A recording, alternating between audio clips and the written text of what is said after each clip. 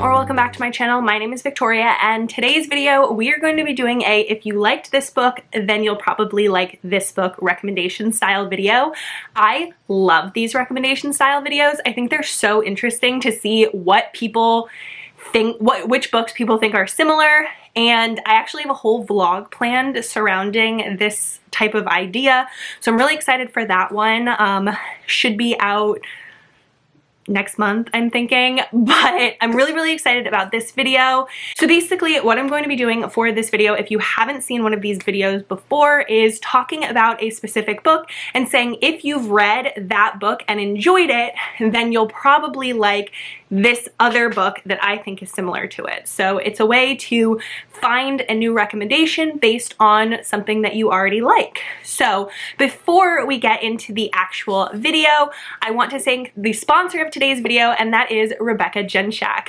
Rebecca Jenshak is a contemporary romance author, and this book specifically is Tutoring the Player. This is a hockey romance. This whole series is a new adult romance series, and this book follows the heroine, who is a very much good girl and usually goes for very good guys, but the tatted bad boy popular hockey player asks her to tutor him, and she ends up being immersed in a world with popular, not necessarily play by the rule type people, and they end up falling for each other. And this series just recently got new covers, so we have this absolutely adorable new cover for it, and the rest of the series should be coming throughout the month of February, but I am in love with the colors and the style of this book. I think it's just so freaking pretty, and this book is so freaking cute. So definitely go check this book out if you haven't read it yet, or go pick it up in the new cover and get a whole new cover to have for your bookshelf if you have already read this book. But thank you so much to Rebecca Jenshak for sponsoring this video. As for the actual recommendation part of this video, we have If You Like Under the Stars by Laura Pavlov and Juniper Hill by Devney Perry, then I think that you'll like P.S. You're Intolerable by Julia Wolfe. Under the Stars by Laura Pavlov is a boss-assistant grumpy sunshine romance with a sunshiny heroine and a grumpy hero. And Juniper Hill by Devney Perry is a single mom with an infant and very grumpy hero. With this book, I always say you focus very much on the little things in this book, and I feel like P.S. You're Intolerable by Julia Wolfe is a perfect mix of these two books. So if you liked either one of these books, I think that you'll really like P.S. You're Intolerable. This one is about a heroine who had a accidental pregnancy and ends up being a single pregnant person, and she needs a job, and she ends up getting a job as the assistant for the CEO. I think his name is Elliot, and he is known for being a very grumpy guy, and he's like not the nicest boss. And he ends up hiring the heroine, and he doesn't even realize that she's pregnant at the time. She is a very sunshiny character despite the difficulties that she has going on in her life at the time. And once she ends up giving birth and the hero ends up understanding her situation and realizing the financial situation that she is in, he ends up actually offering her to stay at his house, and he ends up feeling very protective and responsible for her, and they end up living together, forced proximity situation. He softens so much towards the heroine and towards her child once the child is born, and it's so sweet. And like I said with Juniper Hill, where you get those little sweet moments, it's not a grand gesture moment, it's those little sweet things that show that this grumpy hero is really softening and becoming so in love with the heroine and with the baby. You get those moments in P.S. You're Intolerable, and it's so swoon-worthy and adorable, and I love it so much. So if you like Juniper Hill or Under the Stars, highly recommend P.S. You're Intolerable by Julia Wolfe. The next one that I have is a cowboy romance, and that is If You Like Done and Dusted by Lila Sage, which is a very popular book. Then I think you'll like Rein Me In by Kyla Gross.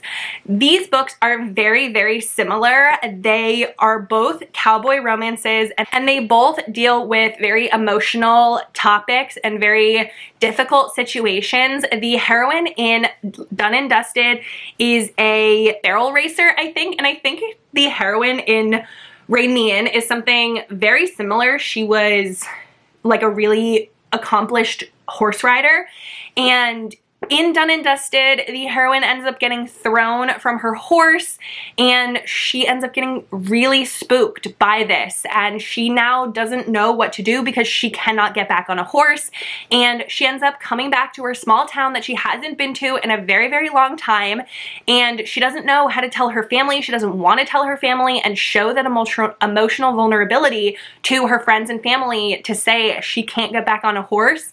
And the hero, who I believe is her brother's best friend, that he ends up finding out that she has this PTSD. He ends up seeing her mid-panic attack and really helping her through it and helping her to be more comfortable and calm. In Rein Me In, we have a very similar premise. The heroine in that one is from this small town. She grew up on a family of cowboys, and when she was younger, her brother died, and she is so incredibly traumatized by that and very overcome with grief, and she ends up leaving her small town, and she ends up having to come back for something, and she, since her brother's death, refuses to get back on a horse. She refuses to ride a horse, and when she comes back home, she ends up seeing her brother's best friend, and he is into her. He wants her, and he ends up really, again, helping her feel comfortable and calm and working through her grief with her. And he is a little bit of a bad boy, and so is the hero in this one.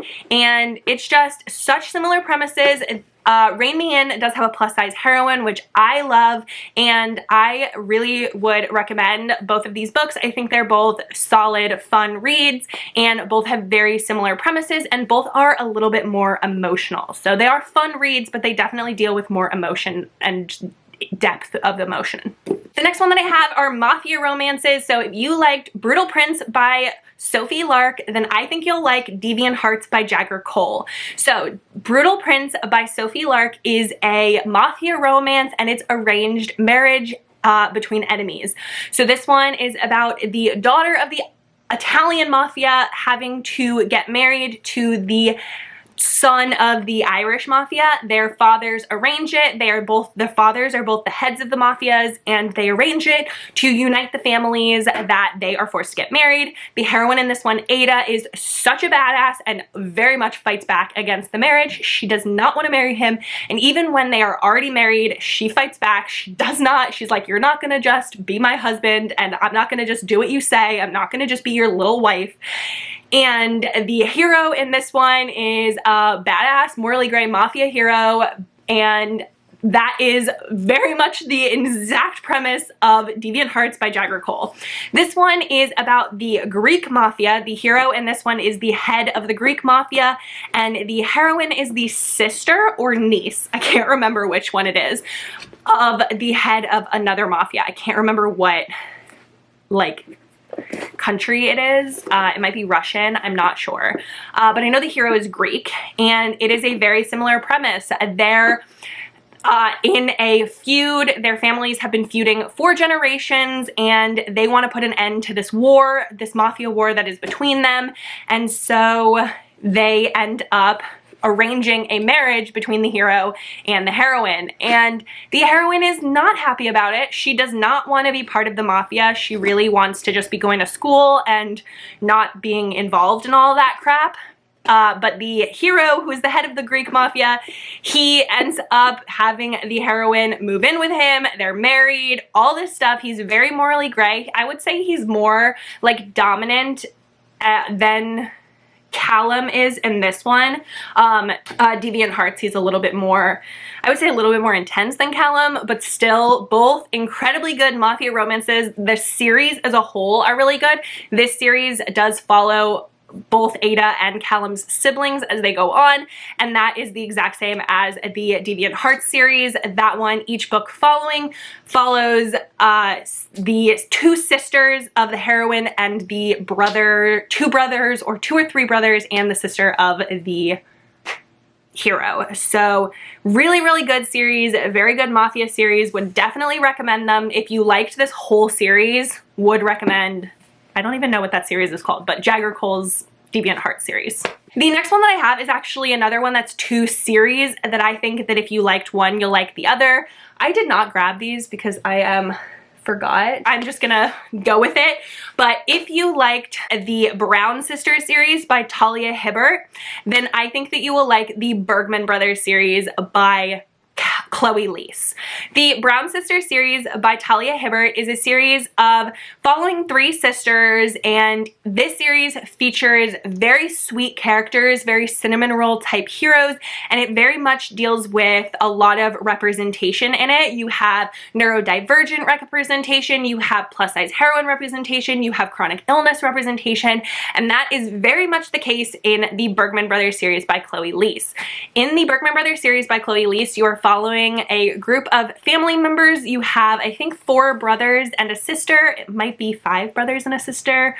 4 brothers and 2 sisters. I know there's 2 sisters and there's either 4 or 5 brothers. I can't remember how many books there are, but this series is another one that has very sweet, very cinnamon roll type characters.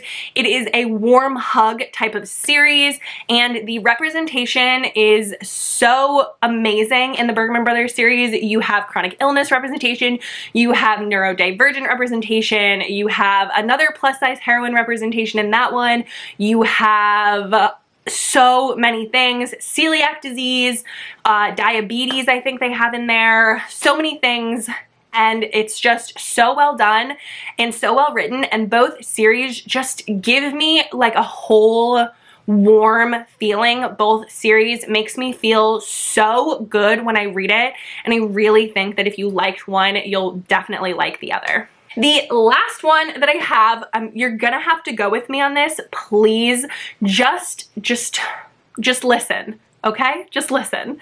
Because some people are gonna see this and be like, what in the fuck are you talking about? Just go with it. So, if you like Tattered Stars by Catherine Cowles, I think that you'll like, I just knocked so many things over. I think you'll like Bittersweet Heart by Helena Hunting or H. Hunting. You're gonna look at these books and be like, what in the hell are you talking about? But really, every time I read both of these books, I think of the other one. So in Tattered Stars, this book is a small town romance, and it follows a hero whose sister was kidnapped when she was younger, and he feels very responsible for this. And he is now grown, and he's the sheriff of the town, and the heroine is the daughter of the man who kidnapped his sister, and she comes back to town, and he doesn't want to like her at all. He wants to blame her for what her father did, but he ends up falling in love with her, and it's this really amazing romantic suspense romance. This one is not that, not about that at all. This one is actually a college romance about a hero who is in college, and he has a romance with his older woman professor, and you're probably like, what are you talking about? How is this one like this one? And that is because the hero in this one's sister was also kidnapped when he was younger, and he feels incredibly responsible for it. So these books are very much not like each other, but the heroes are like same guy, different font, because they both have so much life changes, and so much of their personality and their decision making is impacted by their sister and what happened to her, what happened to their family, and how it made them feel. And in this one, he became the sheriff. He is very protective of every single member of his family. It really impacted the way he went about his life as he got older. Like I said, he became the sheriff of this town, like very much impacted his life. In this one, he is still in college when this book takes place, but he changed the way he looked at women. He changed the way he presented himself as a whole because of the anxiety that his sister faces because of what happened to her. He feels responsible for her. He feels like he let go of her hand, and that's what allowed her to get kidnapped. It was like at a carnival where things were really busy, and he's like, I let go of her hand, it's my fault. And because of that, he talks about how he teaches a self-defense class to women. There's a scene in this where the woman, where he's like, oh, that could have been seen as like me threatening you, and he literally shows up to her and is like, I hope that that wasn't how you saw me. I didn't mean to do that. I don't want to do anything that makes you uncomfortable. I'm so sorry. I know that I'm very cautious of how I present myself, and that was wrong of me to make it seem like I was asserting my manliness, my dominance over you. And he very much changed who he is, how he presents himself, what he wants to do with his life because of the responsibility that he feels towards his sister. And with both of these books, I feel like a lot of it is talked about how so much of their lives was impacted by what happened to their sisters, and so much of their family's interaction was impacted by what happened to the sisters, but they are not the focus. And the sister who was kidnapped is the focus, and everyone talks about how she is dealing with the aftermath of this, but not looking at the fact that both of these guys had not necessarily PTSD, but serious implications and reactions for what happened to their families. And I think it's so interesting, and I always, every time I read either one of these books, I'm like, huh, that reminds me so much of Hayes from this book, or that reminds me so much of Maverick from that book. So I'm like, I always think of it, so I had to include them in these videos. And I know that the like actual romances and like the tropes are not the same, but if you like the hero in this one, I think you'll like the hero in this one. So I hope that makes sense. And I hope that you are able to find a book that you like, and are able to find one that, if you liked one book, you can pick up another one and find one that you'll enjoy as well. Let me know down in the comments if you want me to do a similar type of video like this. Again, like I did say in the beginning, I do have a vlog coming with this type of idea behind it. So be on the lookout for that. And thank you again to Rebecca Jenshak for sponsoring this video. And make sure that you check out Tutoring the Player and this whole series. I don't even know what the series is called, but make sure, I think it's the Wallflowers series. Make sure you check out this series. It is so good, and these new covers are stunning, so make sure you're following Rebecca Jenshak on social media and everything so that you can see the rest of the series new covers as they come out. But thank you again to Rebecca Jenshak for sponsoring this video. That's going to be it for this video, so like it if you liked it, subscribe, stick around and see more content from me. What emoji should we do for this time? Let's do the sun emoji because it's actually starting to get sunny out again. Winter is like on its last legs, and I'm really, really excited. I didn't even have to wear a coat when I went out today, so leave me the sun emoji in the comments and let me know again if you want me to do a similar video to this again. But thank you so much for watching, and I hope that you have the absolute best day. Bye!